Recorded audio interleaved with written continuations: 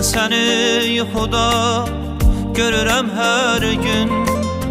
Ən şirin arzular, diləklər kimi hərdən qanad açıb pərvaz edirsən.